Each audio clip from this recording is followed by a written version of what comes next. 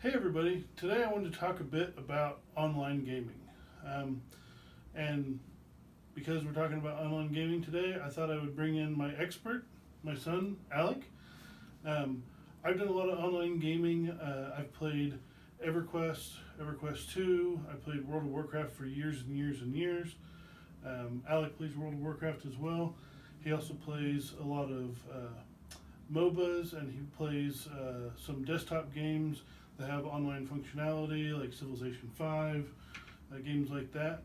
So today we're just going to talk a little bit about what games we like, what games we dislike, um, why we like and dislike them, the lure of online gaming, why those games are so addictive, and just kind of have a conversation about it. So I hope you guys enjoy this. Um, so why don't you start? What are your favorite games? What are you playing right now?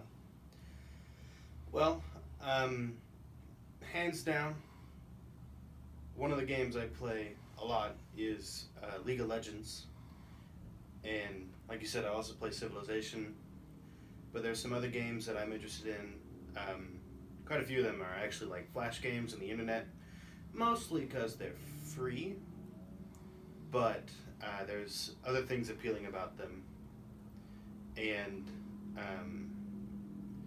if you follow some theories about addictiveness in video gaming or in theories like that, you'll start to see, if you start to make a list of all your games and think, okay, they match up with this sort of deal, you start to notice a trend. Or there's also some theories on like what kind of player you are. And so by understanding what kind of player you are, you can figure out which games will appeal to you. And by other people that are following along with that, they can, like on internet forums, mark the game. It's like, this is a game for people who are this sort of player.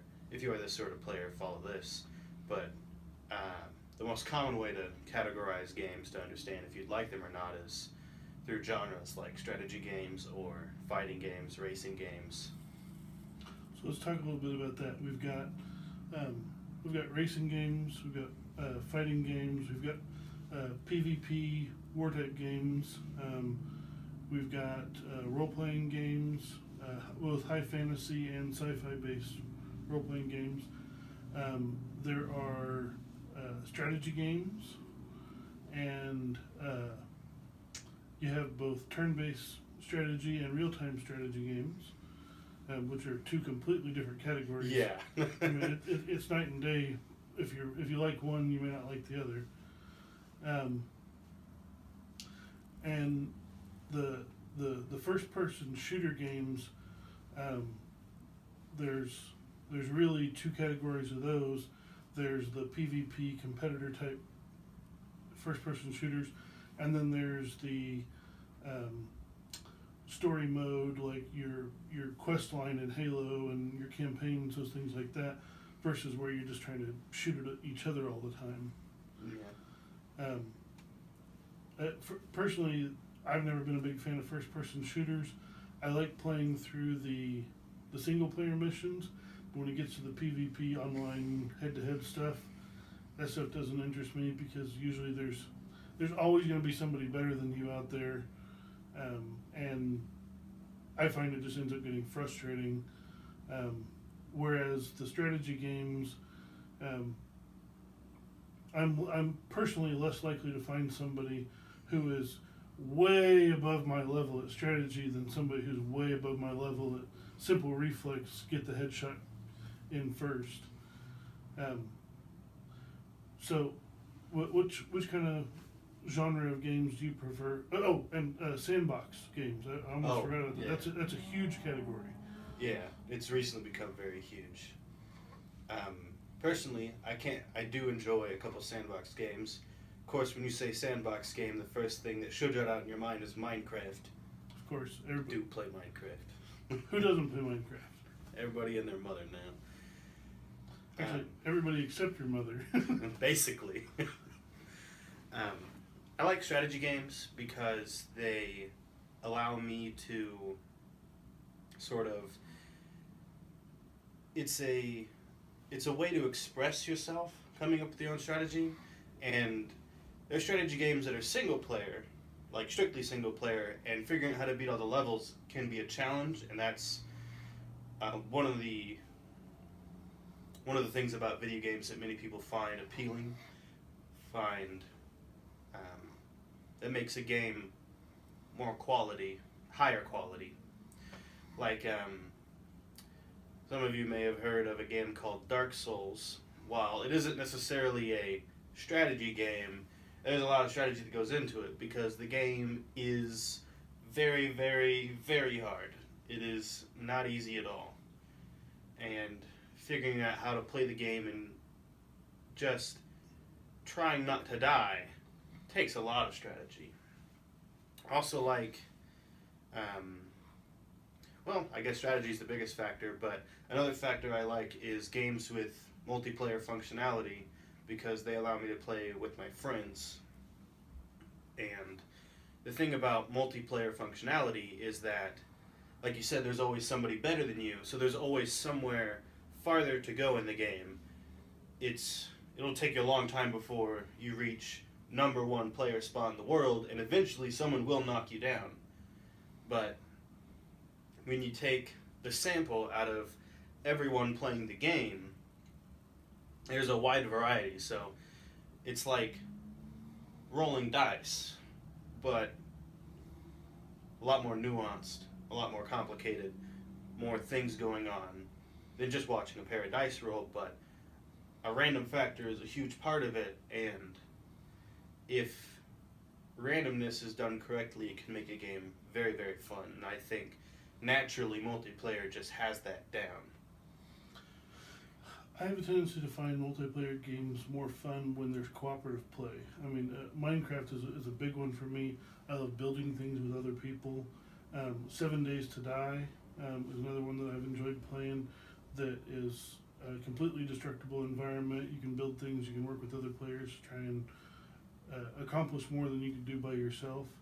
I like cooperative games like when you team up with somebody in Civilization. Even back when I played World of Warcraft, I like going on raids with my guild. My big problem is I don't want to play against random people. I want to play with my friends. Right. And because they're my friends, I don't necessarily want to compete against them. I mean, healthy competition's good, but I enjoy games where I can help build somebody up and they build me up.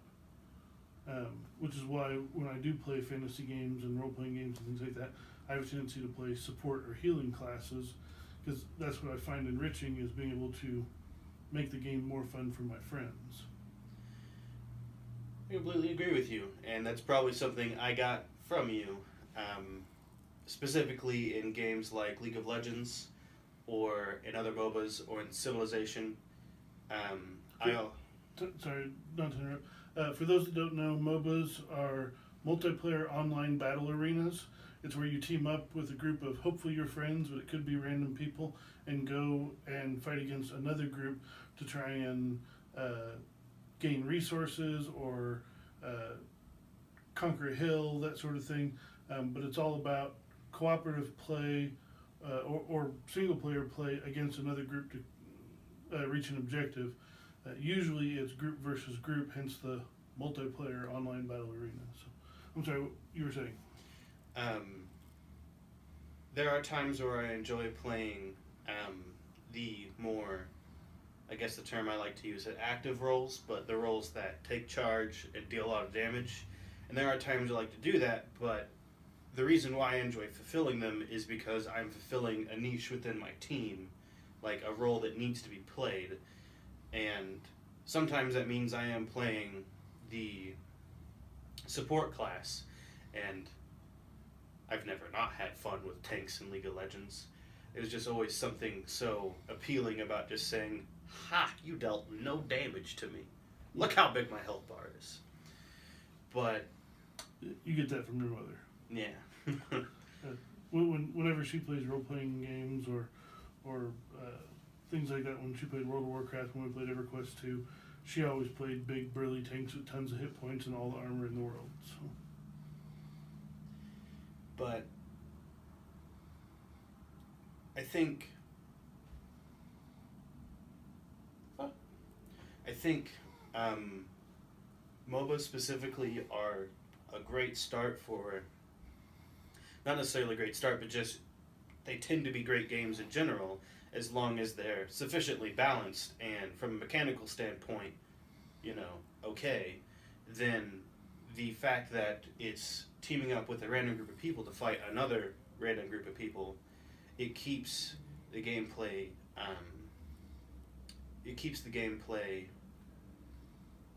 what's the word I'm looking for?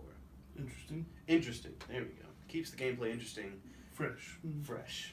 Because, let's say, if you go to play League of Legends, specifically, people who play League of Legends will understand, but if you play, let's say, 20 games of support in one day, like you have the whole day set aside, I'm just going to play League of Legends and try to get my rank up in the game.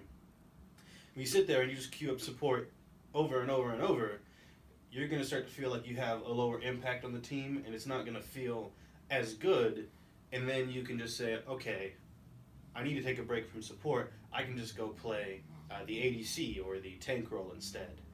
ADC stands for Attack Damage Carry. It's also called Marksman, and they basically build a lot of damage and attack speed items so that they multiplicatively, I think I said that right, deal more damage, and they tend to be very important in the later stages of the game. So, those who love games play games. Those who don't love games are just never going to love games. There's people of all walks of life, and there's all kinds of games. We haven't even really touched on mobile games, which is a huge market. There's over 100 million games in the App Store, on Apple's App Store, I read about in their last update. So that's 100 million games, just a ton of games. Everything from little Flappy Bird clones clear up through MOBAs that you can play right on your phone. But let's talk a little bit about why people play games. Of course, there's the people that hold to the idea of that it's basically a advanced Skinner box, which was P.F. Skinner, you're aware of. He trained the rats that when they hit the button, they got a reward, and then he made it so that they had to hit a random number of times and then they'd get a reward, and pretty soon they'll just mash that button forever until they finally get a reward. And some video games are designed like that, but not all of them. I know you've done some study on this subject. What other type of addictive behaviors do they take advantage of? Another bit of gaming from a mechanical standpoint that takes advantage of addictive behavior is microtransactions, which is very prevalent in the mobile games we mentioned earlier, because 99 cents just seems like, oh, that's nothing compared to get this slight edge in the game. But a lot of games, especially mobile games, where it needs to be kind of broken down and smaller and more compact as a game in order to be shipped. And we're starting to see less of that, thankfully, because the technology in phones are becoming more advanced, and game developers are beginning to stray away from the norms of what a mobile game should be, and many non-mobile games are receiving mobile game ports that are thankfully without microtransactions, but that's the way it is. But the freemium model, where the game is free, but some features of the game may be locked away behind microtransactions, or you can achieve everything in the game with you can achieve everything in the game by just playing, but you can say, I'll pay $5 and skip the boring, grindy part of the game. And it's an issue specifically when mobile games are multiplayer and competitive, because it just means, are you willing to pay $5 to be in the upper tier of the game? If not, feel like crap with your low ranking, because you're never going to be as good as anybody else who just paid the $5. You brought up another interesting point. ranking and in-game rewards and things like that are things that literally cost the game manufacturers nothing. They can give you a item for completing a quest or for an achievement or a whole board full of achievements they can list, and you get stars and achievement points and things like that make you feel like you've accomplished something, even though really all you've done is play a game. But it gives a competitive edge to it that propels some people who who wouldn't mash that button forever to try and get their treat, or who wouldn't necessarily spend money on a game, but they'll play the same level over and over and over again to get all of the achievements or all of the special pets, or I mean, there's lots of different mechanisms that they use. And then there's games that literally employ all of these techniques. League of Legends is a great example. They have microtransactions that don't affect the direct play of the game. You can play the game without spending any money, but you can buy additional characters and additional skins. And then you also have your rankings and things like that you are competing for.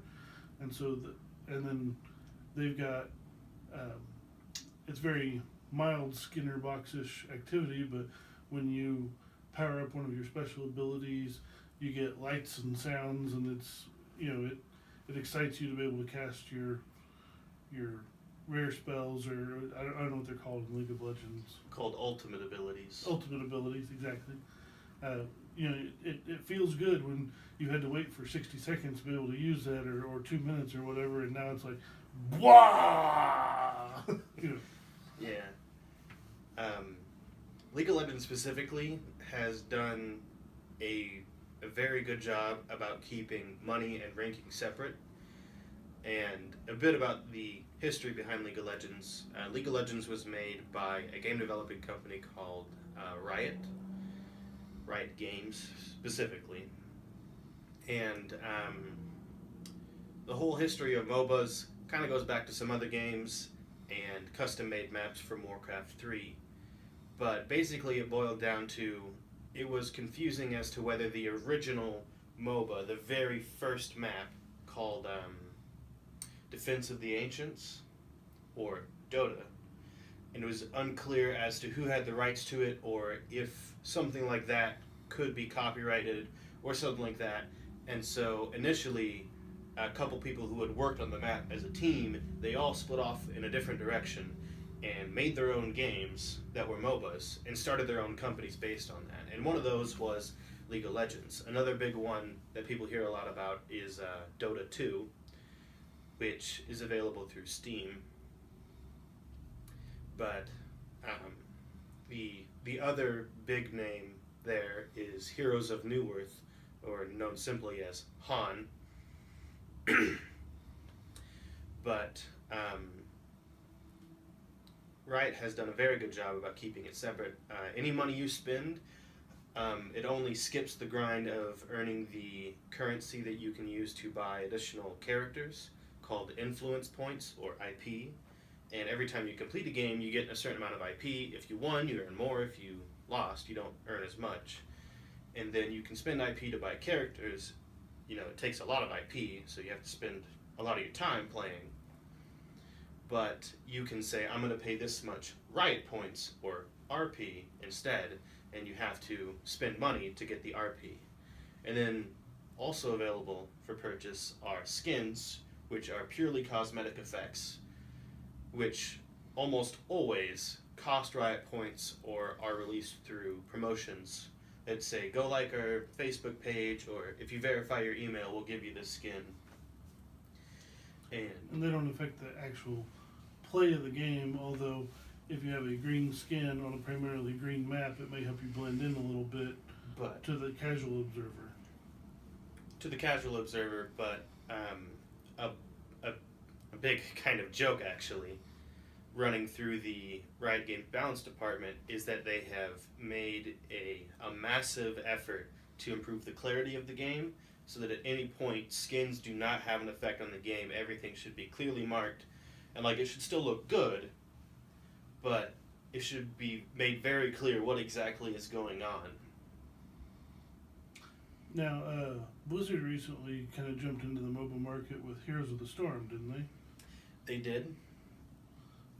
Is that still a thing? Do people actually play that? People actually play Heroes of the Storm. Some of the things going on in Heroes of the Storm, they've certainly changed the game, as Blizzard tends to do. They are an excellent gaming company. They know what they're doing, but a lot of the traditional, tried and true methods of doing MOBAs have sort of been changed up. In most MOBAs, players are playing a champion, like in League of Legends, or in Dota, they're called heroes. They're also called heroes and Heroes of New Worth.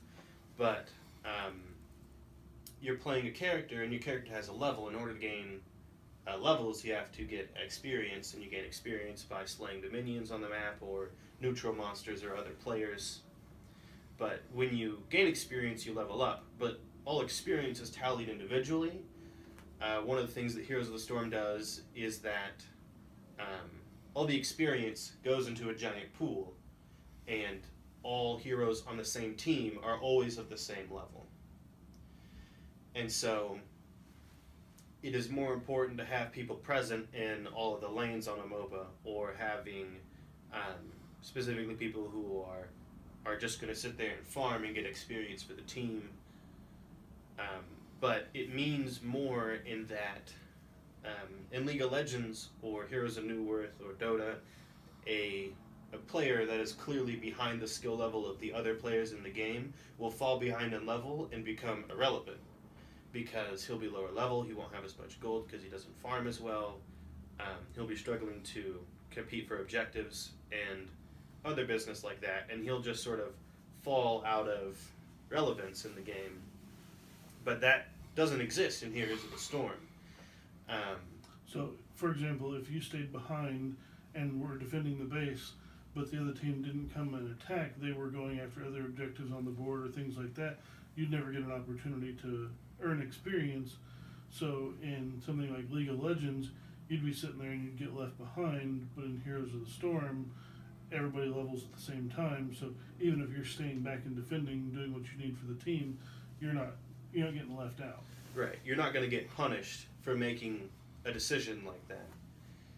Which has been sort of polarizing amongst various MOBA players. But overall, it seems to have had a positive effect on the game, because Heroes of the Storm does have its place in esports, and it is doing pretty well. There are other things that are different about it, like some MOBAs, and this isn't true for every match of League of Legends, but there are some matches of League of Legends that can be won single-handedly. If one player is way above the skill level of everybody else in the game, and they do everything perfectly, they can carry their team, and they can basically play the game solo 1 versus 5. It doesn't happen very often, but it is very possible. But in Heroes of the Storm, since the teams level together, and instead of experience being earned by farming or monsters, there's also an experience that ticks up just over time. So there is guaranteed to be at least this level by a certain point in the match. Now, it's going to be sped up because most people, when they go into play Heroes of the Storm match, they're going to be playing the game and earning experience for the team. But since everybody levels up at the same time, a high skill player will lead their team to a higher level and have a higher level advantage, but the combined efforts of players in the other team can also raise the level almost an equal amount. And so because this makes it very, more often than not, the two teams will be of equal level in a match of Heroes of the Storm. And then a lot of the objectives in Heroes of the Storm are very team-based or team-oriented, and so pretty much every map has some special objective. There's no map that's just walk down the lane and just try to kill their base. There's always something else going on Like there's a map where you have to control 2 shrines on either side of the map, and if you control both shrines every 5 minutes or something like that, then you can send one of your players to the center of the map and activate the dragon armor thing, and it basically turns them into a giant super powerful siege engine, and which in turn you attack the base. Or there's another map that's based on the Diablo franchise where there is a giant demon and a giant angel about to square off in the center of the map. And every once in a while they have a big fight, and if your team goes and participates in the fight, they can get the angel or the demon, depending on which side you're on, to a lower health and help your side win. And then whoever's the winner of the match goes and joins their team and will help you fight and go take sieges. And so if everybody shows up to help do that fight with the demon versus the angel, you can get a more powerful engine out of this, a more powerful fighter. But you can't have single-handedly won matches in Heroes of the Storm. It's just not possible because the teams are more likely to be equal level, and it's more team-centric. Right, and so it is very important that just even if they don't do very well, sometimes it's important that just everybody shows up to the objective when it's time to go down.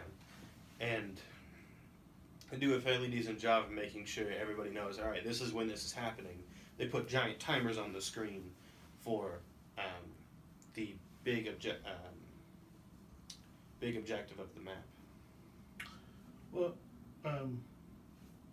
we could talk about video games all day long, and sometimes we do. If there was one game of all time, any platform, PC, console, mobile, whatever, everybody should try. One game everybody should try. What do you think? That is a hard question to answer. And let me answer it with a 20-minute video game theory. So, one of the schools of thought on video games and what makes them addictive is that there is 8 kinds of fun to be had in games. And if your game is a game, it probably fulfills at least one. And a lot of them are, there's sensation, which is like, is a game visually appealing? Does it look good? Does it feel good to play? There's challenge, like, is a game difficult? Is it worth playing? Because, like, if you go in and play a game and you just completely steamroll it, what's the point? And then there's fantasy, like the game is a make-believe. But there's also things like submission, where the game is a mindless pastime, just something to spend some time on. There's a game as expression, like one of the things in Minecraft, you can build it however you want. That's one of the selling points of Minecraft. There's a fellowship, the game as a way to spend time with other people. There's a couple more than that, but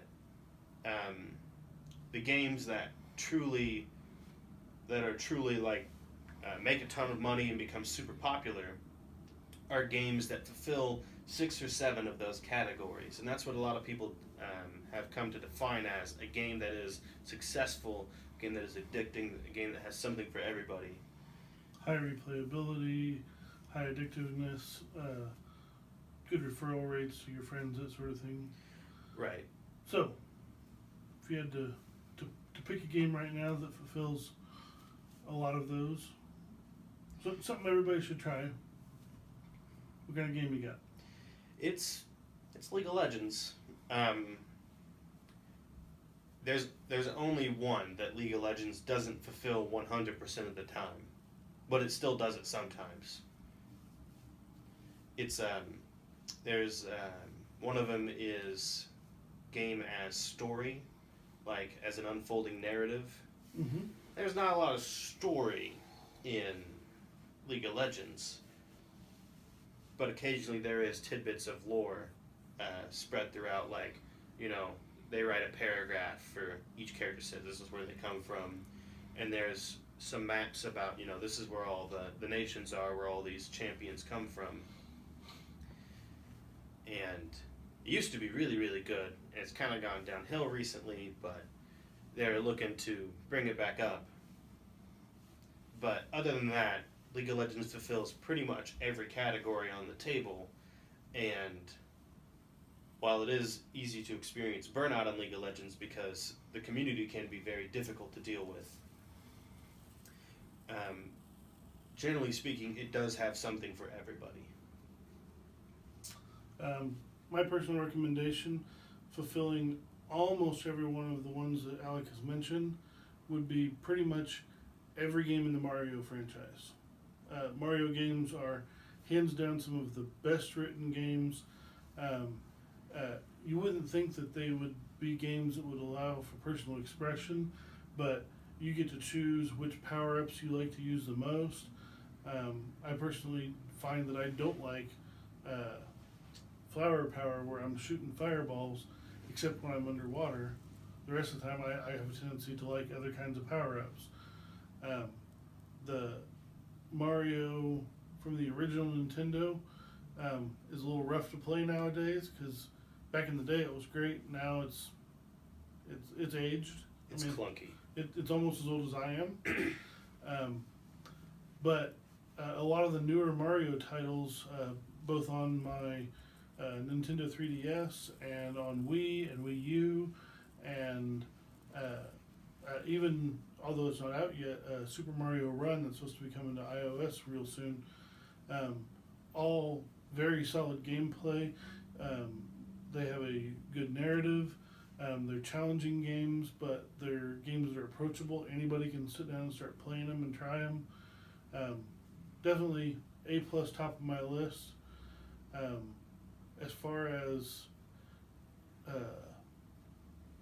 one game that I would say is a spectacle that I think that everybody should see at least once is a game that I played for a little while and still play every now and then, called Elite Dangerous. It is a visually stunning game. It's massive. It's got huge space scenes. You can actually stop and take a look at the Milky Way and see all the stars. Checking out the star map and the scope of the game is really impressive. There was a game that was recently released called No Man's Sky that many people considered a gigantic flop. But a lot of people still bought and played No Man's Sky because of the hype, and they played it and they were like, man, I wish there was just more meat to this game. Mm-hmm. There was more going on, and it wasn't just procedurally generated crap. Well, Elite Dangerous is everything that No Man's Sky could have been. The thing that they did differently with Elite Dangerous, there was a couple of games that were all in development at the same time that were trying to do this real scale galaxy experience, and the thing that Elite Dangerous did was they started off with just space travel, just ships and combat and stars and space stations, and that was it. And now they've added so that you can land on certain planets. They've added planetary vehicles and combat and missions and things like that. They just, in a recent update, added engineering into the game so that you can customize your ship a little bit more. They're talking about next update allowing people to actually get out of their ship and to be passengers in other people's ships and to pilot fighters for other people's ships. So you could be with a group of people and jump in, and if you get attacked, you can break off of the main ship and go and protect. And then, instead of trying to make it do everything all at once, they made it so that it's a strategic rollout of new features to keep people interested in the game. And they sell them as expansions so that they don't just have a big revenue stream up front and then everything falls off. It's a way to keep the game alive and working and lets them fix their problems as they happen. So many games rush to release and then they have to spend all their time trying to fix their problems, and some of them never do. And some games like World of Warcraft, 11 or 12 years now they've been going and looking at vanilla original World of Warcraft versus where it's at today, the graphics are 10 times better. The scope of the game is huge.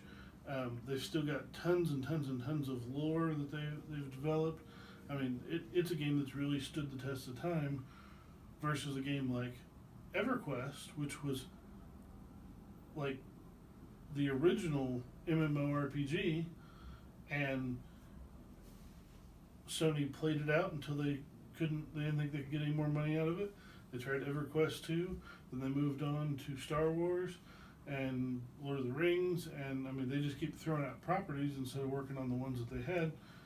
You know, say what you want, the original EverQuest game was a good game. I mean, I played the tar out of it. So, closing thoughts, any other things, games people should stay away from, things they should watch out for? Any thoughts you have about video games we haven't shared yet? Don't play No Man's Sky. Wasn't that great? It's not worth $60. I've heard a theory about spending money on games, especially the quick, like through Steam, smaller games or games that come through indie development. Think about it as equating the game to a sandwich. Think of it as like 3 tiers of sandwich. Your tier 1 sandwich is your lowest quality. It's like a sandwich you slap together in a minute at home. And think, how much would you pay for that sandwich? And then you think, for a tier 2 sandwich, you think of like, maybe this is something you spent some time on, or maybe it's something you bought like at Subway, and you think, how much would I be willing to pay for that? And I always say, how much is that at a reasonable price? And then tier 3 sandwiches are like your fancy gourmet sandwiches, sandwiches with bacon on it, things like that. You know, how much would I pay for that? And then equate the game on the quality. It says, is it tier 1, tier 2, or tier 3 quality? And say, would I pay for a sandwich that much? Or the other thing I've seen is pay 50 cents per hour of enjoyment you think you're going to get out of the game. That's probably a better system than sandwiches, but...